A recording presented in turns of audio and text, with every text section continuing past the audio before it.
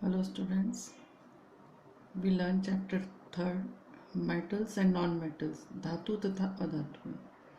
आज का टॉपिक है हमारा extracting metals towards the top of the activity series, यानी कि धातुओं का निष्कर्षण उनकी क्रियाशीलता के आधार पर। The metals high up in the reactivity series are very reactive. तो जो क्रियाशीलता श्रेणी में आती है, ऊपर आती है, वो धातुएं अधिक क्रियाशील होती हैं। They can not be obtain from there compounds by heating with carbon. तो ऐसी अधिक क्रियाशील धातुओं को हम कार्बन के साथ में गर्म करके निष्कर्षित नहीं कर सकते हैं। जैसे कि carbon cannot reduce the oxides of sodium, magnesium, calcium, aluminium, etc. to the respective metals. तो highly active metals कौन सी होती है? Sodium, magnesium, calcium. इन धातुओं को हम कार्बन के साथ में हिट करके एक्सट्रैक्ट नहीं कर सकते हैं, निष्कर्षित नहीं कर सकते हैं। तो ऐसा क्यों होता है? So that is because these metals have more affinity for oxygen than carbon. तो ये जो धातुएं होती हैं, ये कार्बन की अपेक्षा ऑक्सीजन के साथ में अधिक एफिनिटी यानी कि जुड़ने का नेचर रखती है, जुड़ने की प्रकृति रखती है। कार्बन के साथ में ये आसानी से अभिक्रिया नहीं करती है, आसानी से अभिक्रिया कंपैरेटिवली ऑक्सीजन के साथ जल्दी करती है। These metals are obtained by electrolytic reduction, यानी कि ऐसी जो धातुएं होती है जो अधिक क्रियाशील होती है, उनका हम विद्युत अपघटन करके, उनका अपचयन करके प्राप्त करते हैं। जैसे कि sodium, magnesium, calcium are obtained by the electrolysis of their molten chlorides. The metals, तो हम जैसे कि Na लिया, Na मेटल है हमारी, इसका हमको क्या करना है? विद्युत अपघटन, इलेक्ट्रोलाइसिस करना है। तो इलेक्ट्रोलाइसिस करने के लिए हम इसका क्लोराइड लेंगे, क्लोराइड यानी NaCl लेंगे। NaCl को कौन से स्टेट में लेंगे? मोल्टन। मोल्टन यानी कौन सी अवस्था हुई? गलित यानी पिघली हुई अवस्था में इसको हम लेते हैं और इनका हम क्या कराते हैं? इलेक्ट्रोलाइसिस यानी कि विद्युत अपघटन करते हैं। अब विद्युत अपघटन हम कराते हैं तो क्या होता है? तो मेटल, तो इसमें दो पार्ट है हमारे, Na plus and Cl minus. तो इलेक्ट्रोलिसिस कराते हैं तो एक क्या होता है? एनोड होता है, और एनोड के ऊपर कौन सा चार्ज होता है? Positive charge. और एक के ऊपर क्या होता है? Negative charge. वो क्या होता है हमारा? कैथोड। तो हमारे जो मेटल है, इसके ऊपर नेगेटिव है, एनोड पे पॉजिटिव है, तो मेटल जो है हमारी वो कहाँ जाएगी? कैथोड के ऊपर डिपॉजिट होती है। क्यों? क्योंकि कैथोड के ऊपर कौन सा चार्ज होता है? नेगेटिव चार्ज होता है। तो metal are deposited at the cathode, the negative charge electrode. तो कैथोड जो होता है वो कौन सा होता है? नेगेटिव चार्ज इलेक्ट्रोड होता है। तो यहाँ पे अपोजिट अट्रैक्शन के कारण जो मेटल है, metal can be deposited at cathode, whereas chlorine is liberated at the anode. तो एनोड के ऊपर कौन जाएगा? ये क्लोरीन जाएगा। Because the electrode anode is have positive charge. The reaction कौन सी होगी यहाँ पे? अब एनोड पे कौन सी होगी? एट एनोड, एनोड के ऊपर, और एट कैथोड। तो कैथोड के ऊपर कौन गया है हमारा? Na plus. उसने इलेक्ट्रॉन गेन करके क्या बनाया? Nm। And here at anode chlorine, तो Cl minus one, Cl minus one, तो 2Cl होगा तो क्या होगा? Cl2 plus 2 electron. तो ये कौन सी रिएक्शन हो गई? ऑक्सीकरण अभिक्रिया। और ये हो गई रिडक्शन यानी अपचयन। और ये कौन सा हो गया? ऑक्सीकरण। तो यहाँ देखिए आप मेटल का रिडक्शन हो जाता है। तो ये इलेक्ट्रोलिसिस समझ में आ गया है। Similarly aluminium is obtained by the electrolytic reduction of aluminium oxide. तो इसी तरह से हम एल्यूमिनियम का ऑक्साइड यानी कि Al2O3, इसको हम क्या कहते हैं, बॉक्साइड भी कहते हैं, क्योंकि ये क्या है, एल्यूमिनियम का ओर है, तो और इसका नाम होता है बॉक्साइड। तो इसका भी हम इलेक्ट्रोलिसिस करते हैं, तो यहाँ पर भी हमें कैथोड के ऊपर एल्यूमिनियम मेटल प्राप्त होती है। तो ये हमारा एक्सट्रैक्शन हो गया है हाईली इलेक्ट्रो, जो रिएक्टिव जो मेटल्स होती है, हाईली रिएक्टिव मेटल्स के लिए हम एक्सट्रैक्शन कैसे करते हैं मेटल का, ये हमने देखा। अब हमारा दूसरा टॉपिक शुरू हो रहा है यहाँ पे, refining of metals.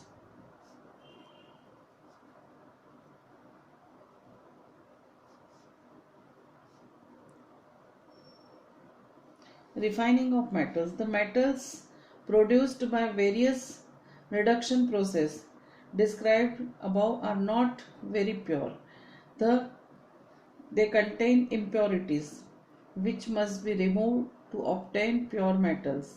The most widely used method for refining impure metals is electrolytic refining. तो electrolytic refining क्या है?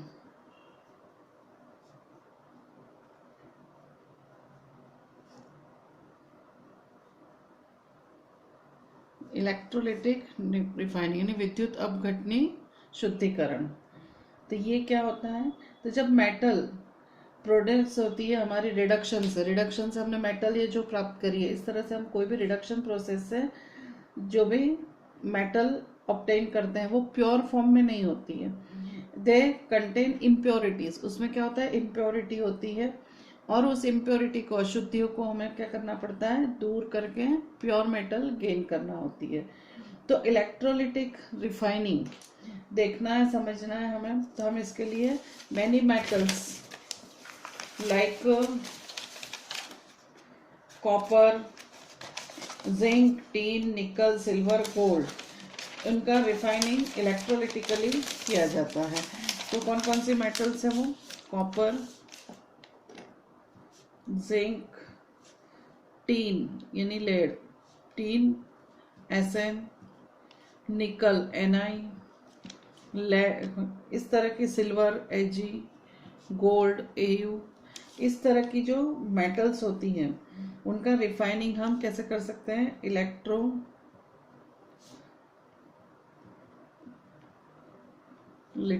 यानी विद्युत अपघटनी तरीके से हम इनका क्या कर सकते हैं, शुद्धिकरण कर पाते हैं। In this process the impure metal is made the anode and a thin strip of pure metal is made the cathode. तो इसके लिए हम एक डायग्राम बनाते हैं। ये मैंने लिया है टैंक, यानी कि एक टंकी है, टंकी में मैंने यहाँ पे कैथोड, तो कैथोड हमारा किससे बना हुआ होता है, the impure metal is made the anode and the thin strip of pure metal is made of cathode. तो एनोड हमेशा इस तरफ होता है, ये क्या हुआ हमारा कैथोड, ये क्या है हमारा एनोड, और ये एनोड किससे बना होता है, इम्प्योर, इम्प्योरिटी है इसमें। तो इम्प्योर मेटल जो होती है, इम्प्योरिटी या इम्प्योर मेटल, तो ये कैसा है, मोटा होता है, और थीन जो होता है ये प्योर मेटल का बना होता है। और इन दोनों के बीच में इलेक्ट्रिसिटी सप्लाई करते हैं हम, और यहाँ पर कॉपर सल्फेट का सॉल्यूशन लेते हैं। इसमें हम क्या करते हैं, कॉपर सल्फेट का सॉल्यूशन यानी CuSO4 का सॉल्यूशन लेते हैं। अब इसमें हम रिएक्शन करवाते हैं, इलेक्ट्रिसिटी पास करते हैं। तो इम्प्योरिटी में से जो मेटल है आपकी कॉपर, तो Cu, इम्प्योरिटी मेटल में से Cu+2 प्लस इलेक्ट्रॉन, तो ये जो Cu+2 आयन इसमें जाते हैं वो कहाँ पे डिपॉजिट होने लगते हैं, धीरे धीरे इस कैथोड के ऊपर, और धीरे धीरे ये रॉड कैसी होने लगती है, मोटी होने लगती है कॉपर की, और ये थीन होने लगती है. So in this process the impure metal is made, the anode, and the thin strip of pure metal is made of cathode. A solution of the metal salt is used as a electrolyte. तो यहाँ हमने इसी metal का copper sulphate का solution लिया था. वो कैसे लिया था? As a electrolyte. इलेक्ट्रोलाइट यानी कि विद्युत अपघटनी, विद्युत अपघट्य के रूप में हमने क्या लिया था? कॉपर सल्फेट लिया था. The apparatus is arranged in this show in the diagram. On passing the current through the electrolyte, the pure metal from the anode dissolve into the electrolyte. तो जो एनोड पे से जो प्योर मेटल है वो क्या होने लगती है? डिसॉल्व होने लगती है. And the equivalent amount of pure metal from the electrolyte is deposited on the cathode. वो प्योर मेटल जो होती है वो यहाँ से रिड्यूस होने लगती है और यहाँ पे क्या होने लगती है? डिपोजिट होने लगती है on the cathode. And the soluble impurities goes into the solution. और जो सॉल्युबल इम्प्योरिटी है वो कहाँ चली जाती है? इस सॉल्यूशन में आ जाती है इम्प्योरिटी.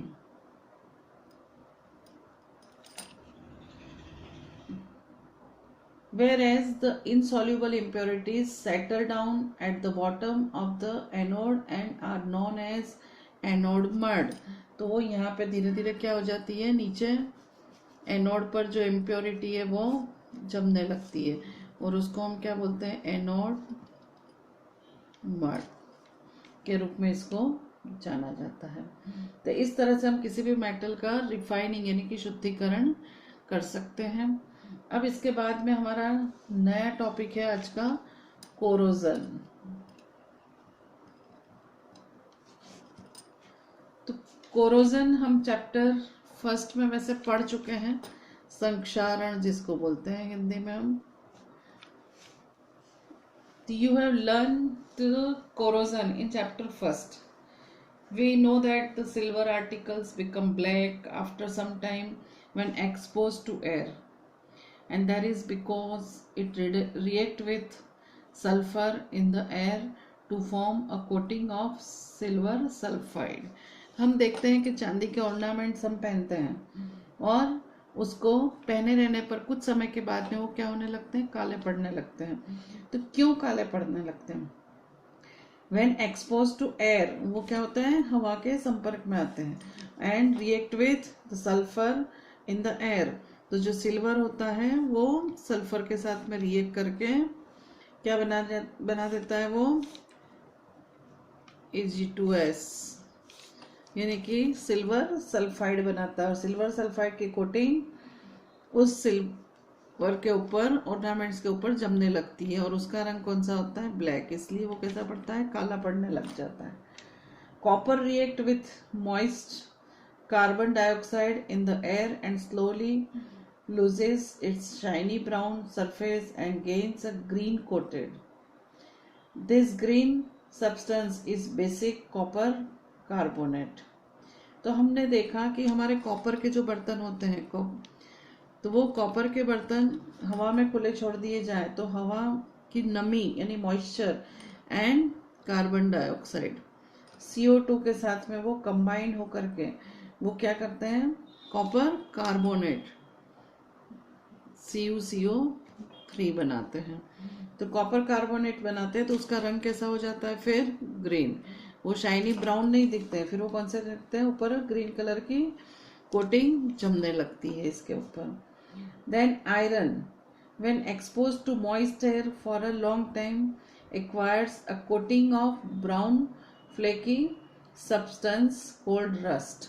हमने देखा होगा कि आयरन यानी लोहे की चीज़ों को हम लंबे समय तक हवा में खुला छोड़ दें तो उसके ऊपर एक ब्राउन कलर की क्या होने लगती है? कोटिंग जमने लगती है और उस कोटिंग को हम क्या बोलते हैं? रस्ट यानी कि जंग. ये भी हमें पता है. अब हम यहाँ पर एक एक्टिविटी करते हैं.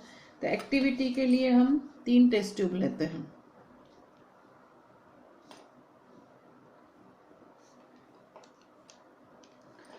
तीनों में आयरन नेल यानी कि लोहे की कीलें डालते हैं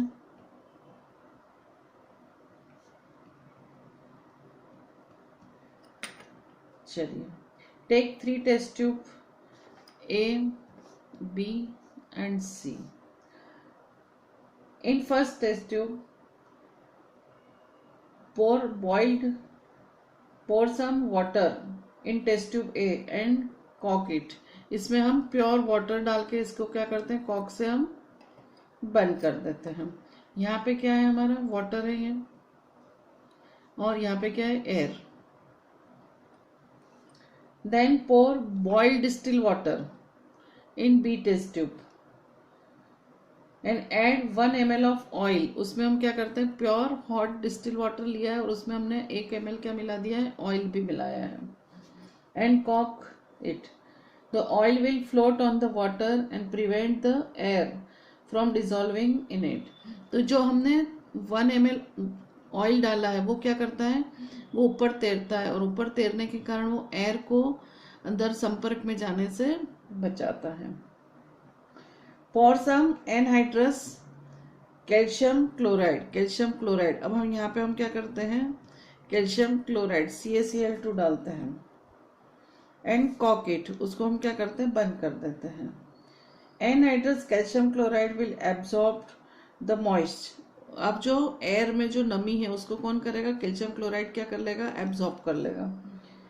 and if any from the air, leave this test tube for a few days. अब हम इन तीनों को कुछ समय के लिए छोड़ देते हैं. तो क्या होगा, we will observe that iron will rust in test tube A. जिसमें से हमने प्लेन वाटर लिया था उसमें क्या होने लगेगा, रस्ट जमने लगेगा. And they do not rust in test tube B and C. B और सी में रस्ट नहीं जमेगा. In the test tube the nails are expose to both air and water. अब यहाँ देखिए, ऊपर एयर थी और नीचे वाटर था, इन दोनों के संपर्क में है वो.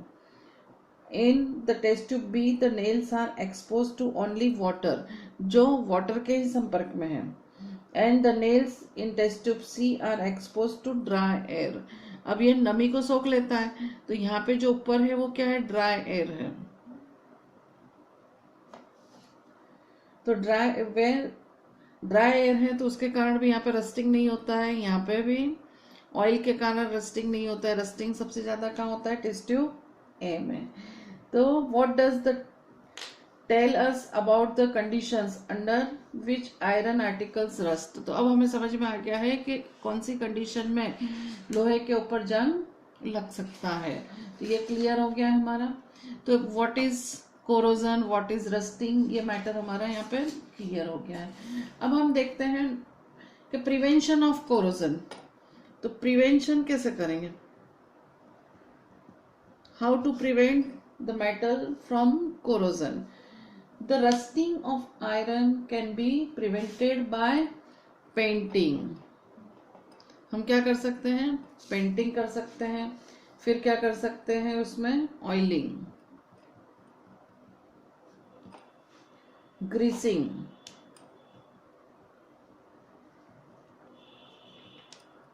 And galvanising.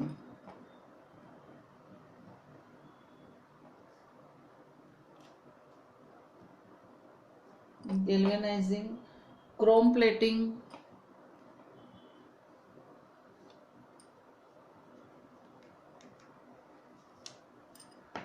एनोडाइजिंग और मेकिंग एलॉयज.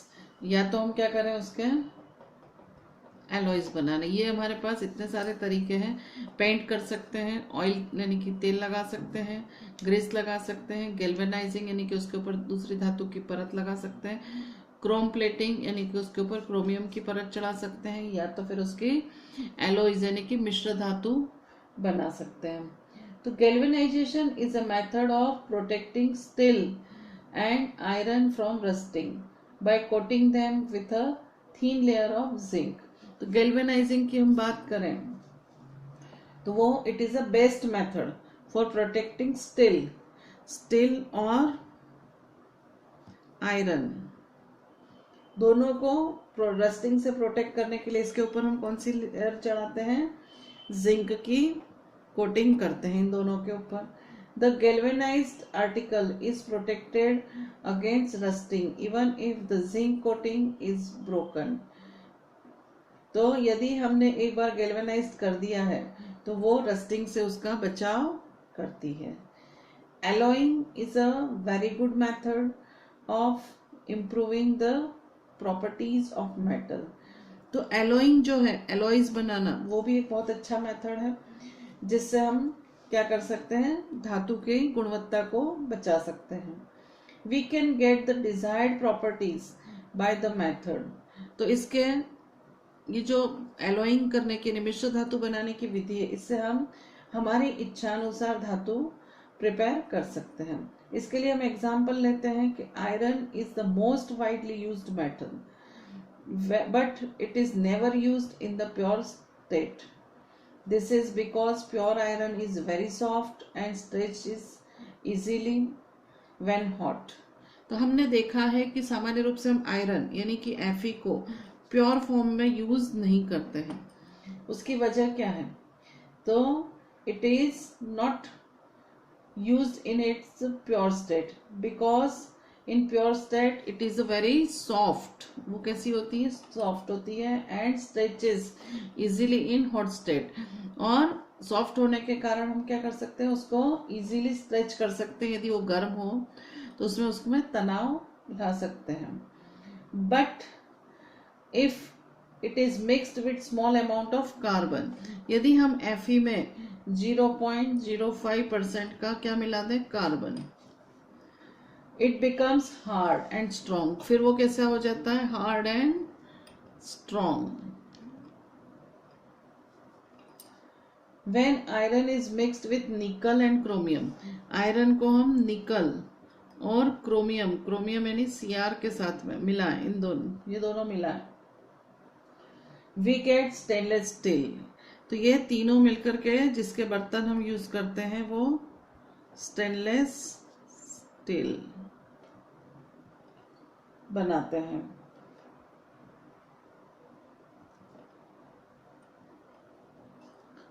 तो स्टेनलेस स्टील बनता है which is hard and does not rust. तो हमने देखा होगा कि स्टेनलेस स्टील के बर्तन के ऊपर रस्टिंग नहीं होती है। Thus, if iron is mixed with some other substance, its properties change। तो इसका मतलब ये हुआ कि आयरन जब किसी दूसरी धातुओं के साथ में जुड़ती है, कंबाइन होती है, मिक्स होती है, तो उसकी प्रॉपर्टी चेंज हो जाती है। In fact the properties of any metal can be change if it is mixed with some other substance. तो किसी भी धातु की प्रकृति को हम परिवर्तित कर सकते हैं दूसरी धातु को मिला करके। द सब्सटेंस एडेड में बी अ मेटल और ए नॉन मेटल। तो जो मिक्स होने वाला सब्सटेंस है वो मेटल भी हो सकता है और नॉन मेटल भी हो सकता है। An alloy is a homogeneous mixture of two or more metals. तो व्हाट इज एलॉय? एलॉय क्या होता है? मिश्र धातु। तो an alloy is a homologous mixture of two or more metals, यानी एलॉय दो या दो से अधिक धातुओं का समांगी मिश्रण होता है। और a metal and non metal, it is prepared by first melting the primary metal and then dissolving the other element in it in definite proportion। तो जो हमारी मेटल्स है, तो एलॉयज जो it is prepared by first melting. तो alloys बनाने के लिए पहले हम उसको क्या करते हैं, मेल्ट करते हैं दोनों धातुओं को, and the primary metal and then dissolving the other elements in its definite proportion। और इस molten state में भी proper proportion में दूसरी धातु को मिलाया जाता है। It is then cooled to room temperature। मिलाने के बाद में उसको फिर क्या करते हैं, cooled करते हैं, ठंडा करते हैं। कहाँ तक करते हैं? रूम टेम्परेचर पर, कमरे के ताप तक उसको ठंडा करते हैं। एलॉयज कैसे बनाते हैं?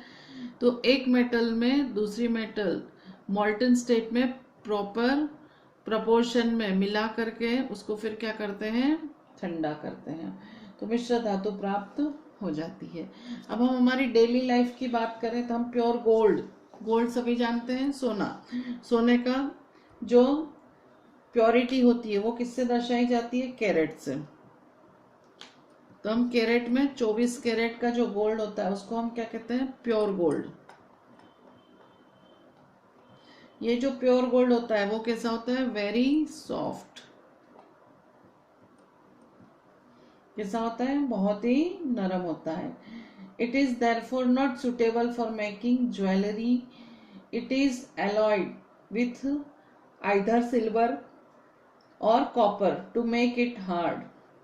तो किसी भी प्योर सोने के ऑर्नामेंट्स या ज्वेलरी नहीं बनती है क्योंकि वो बहुत ही सॉफ्ट होता है। तो इसके लिए उसमें क्या कराया जाता है, इट इज एलॉयड, उसमें मिश्र धातु बनाई जाती है। तो उसमें या तो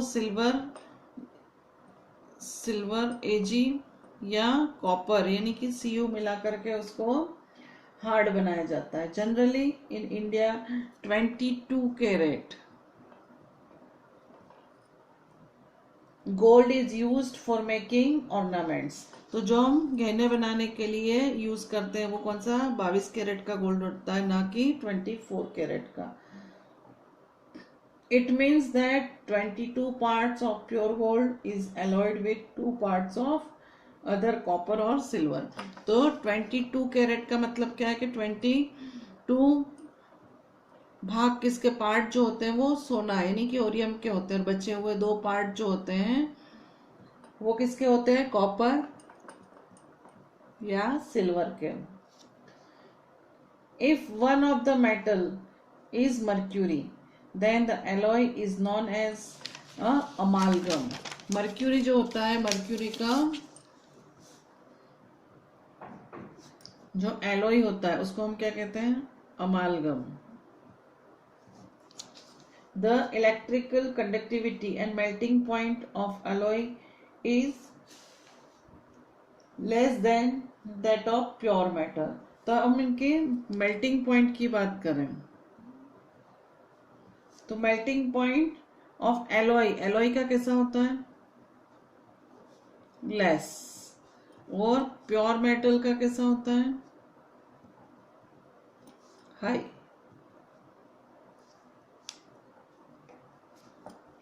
so the electrical conductivity and melting point of an alloy is less than that of pure metal। तो melting point भी किसका, एलॉय का लेस होगा, और मेल्टिंग किसका ज्यादा होगा, पॉइंट हाई, प्योर मेटल का। इसके अलावा इसमें इलेक्ट्रिकल कंडक्टिविटी किसमें हाई होगी, प्योर मेटल में, और एलॉयज में कैसी होगी, कम होगी। For example brass and alloy of copper and zinc. Copper और जिंक का एलॉय कौन सा है, ब्रास।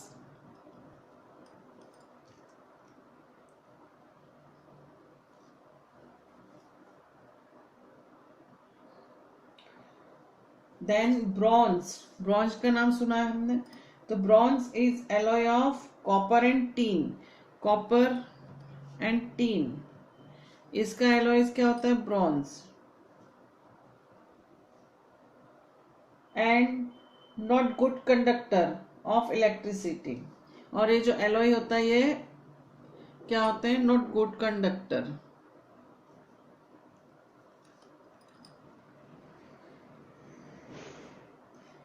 गुड कंडक्टर इलेक्ट्रिसिटी के नहीं होते हैं।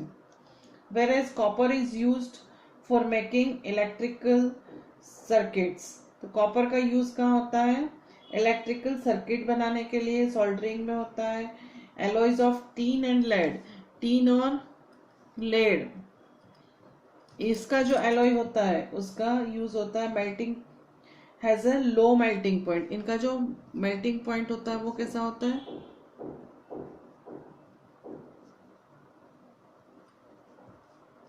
So it is used for welding. Welding की जो रॉड होती है उसमें किसका यूज होता है, पीवी एंड स्टेनलेस स्टील का। लेड एंड टीन का। तो यहाँ पे हमारा वेल्डिंग में इसका यूज होने की वजह क्या है? Due to low melting point. अब एक हिस्टोरिकल बात कर ले हम यहाँ पे। The wonder of ancient Indian metallurgy. तो पुराने समय में भी धातु कर्म का उपयोग हुआ था। Iron pillar near the Qutub Minar in Delhi was built more then in 1600 years. 1600 साल के पहले कुतुब मीनार के पास में एक आयरन पिलर बनाया गया था, लोहे का स्तंभ बनाया था। They had developed a process which prevented iron from rusting. तो उस समय जो लोहे का पिलर बना था वो उसमें ऐसा प्रोसेस किया गया था कि जिससे उस आयरन के पिलर पर रस्टिंग नहीं होती है। For its quality of rust resistance it has been examined by scientist from all parts of the world. दुनिया के सभी देशों के वैज्ञानिकों ने आकर के उस पिलर को देखा तो उसमें रस्टिंग नहीं होती है। The iron pillar is 8 metre high and weight 6 ton. 6 ton, 1 ton में कितने होते हैं? 1000 kg। तो 6 टन में कितने होंगे? 6000 kg। तो ये जो हमारा iron pillar placed in Delhi वो एंशियंट टाइम में बनाया गया था, जो कि आज भी रस्टिंग से प्रिवेंटेड है। तो यहाँ हमारा metal and non metal chapter complete हो गया है। बुक में जो क्वेश्चंस दिए हैं उसके आंसर्स आपको कॉपी में लिखना है। इसके बाद आपको इसकी वर्कशीट भी मिल जाएगी और वर्कशीट को भी आपको सॉल्व करना है। बुक के क्वेश्चन सभी अपनी कॉपी में विथ आंसर लिख लें।